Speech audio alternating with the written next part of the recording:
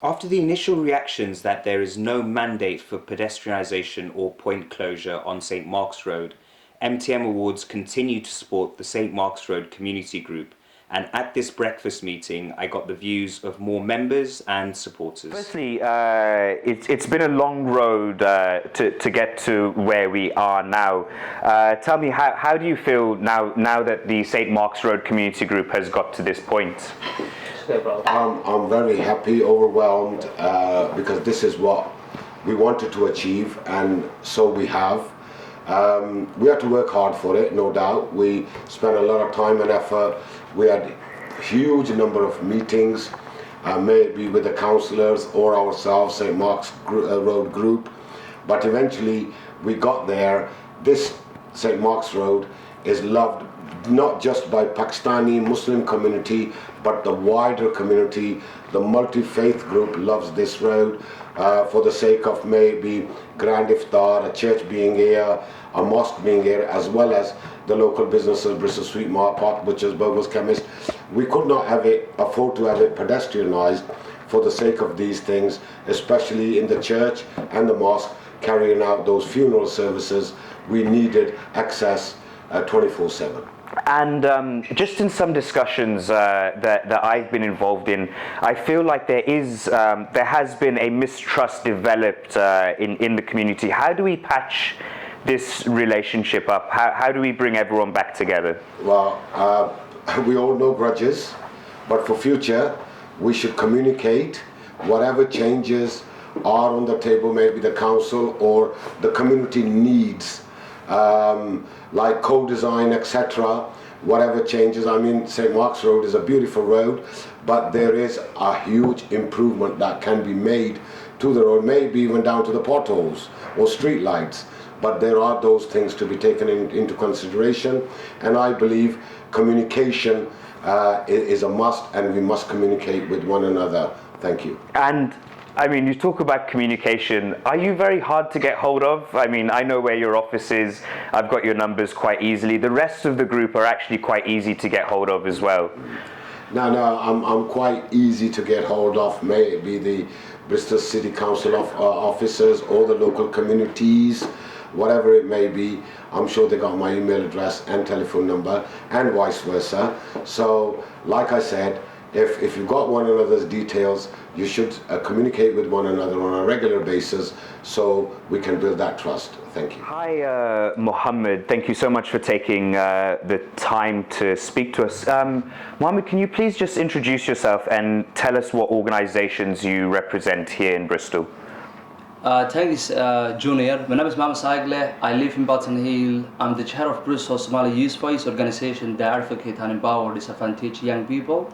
We also base it on Eastern Community Center, which is not that far from St Mark's Road, which is where we are today. And tell me, you've now got involved to support the St Mark's Road community group here, but the Somali community is very important in Bristol, in the southwest, and the relationships go back quite a long way between the communities. How would you like to support the St Mark's Road community group, and what do you think of what's been happening for the last 11 months? Honestly, you know, as a person, I live in Button Hill, and St Mark's Road is such vibrant road. I come to invite friends and also have a drinks. You can have, you know, such diverse in community, diverse in vice group. There is a church there, and there is also a masjid.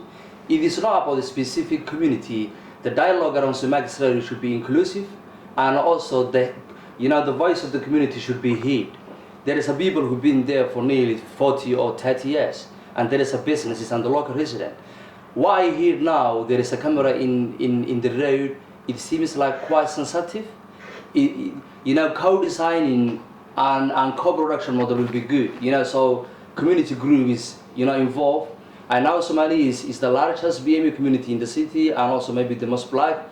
But also that is not relevant to this. You know, St Mark's Road is such beautiful and vibrant city for what it has and also for what happened. I remember back in 2 years we did Grand Iftar, which bring community together and promote, you know, community cohesion and also integration of Bristol community. So I believe the dialogue around the road should be inclusive, and also community should play a role. When I say community, I mean, you know, different stakeholders like the business people, the local resident, myself as a person who use in St. Mark's Road. It surprised me when I see something coming outside, and unfortunately I see a lot of people expecting, you know, a lot of people they choose to speak for the community, but when it comes to changing the road, the dialogue should be wide and it should engage, you know, all relevant stakeholders, and that's vital for the city and also vital for St. Mark's Road. And it is one of the vibrant and beautiful, you know, roads in the city where, you know, where you can find such diverse in community. Thank you very much, Junior, for asking me, for giving me this opportunity. You and your organization, MTM, are doing fantastic work, and we're very happy to be with you today. My name is Abdul Qadir Ahmed, but people call me Abdul, and I work for Bristol Somali Forum, which is an organization of the Somali community. One of the things that we try is we try to bring different Somali, you know, communities, different Somali organizations together in order to have a united voice, and that is what I represent. And that is exactly why we have you here today, bringing people together and having a united voice. Bristol Somali Forum are endeavoring to do that within the Somali community, but we're talking about the St. Mark's Road Community Group, which I know you have been involved with for a number of months now. Tell me, now that you know that the road is not going to be closed, there's going to be no point closure or pedestrianisation, having been part of the group for such a long time, how does that feel? That is a big relief for us as a Somali community. I don't know whether you know that there are lots of members of our community, the Somali community, that do shop this street, you know. And when they proposed that they're going to close the road, that was really disappointment for those members that do always come and shop here, but also, as well as the ones that do live around here, you know.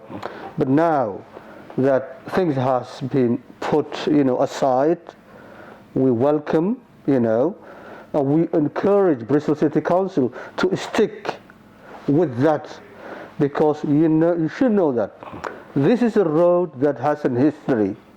You know, I believe it is an asset of the community. You know, it's a diverse community. If you want to see anywhere in the United Kingdom, you have to come St. Mark's Road. And that is why. And I was going to ask, why do you think St. Mark's Road is important? But I think you've answered that question for me already. So I'll ask another one. Why do you think community cohesion and togetherness is important? And the reason I ask this is because there has now been a mistrust that has developed within the community and between different groups in the community. Look, one of the things that we have to keep in our mind is all the time that we all have the same interest, you know, despite our differences, you know. And in order to realize that goal, you know, we have to be together. If we are not together, we cannot make any difference, you know.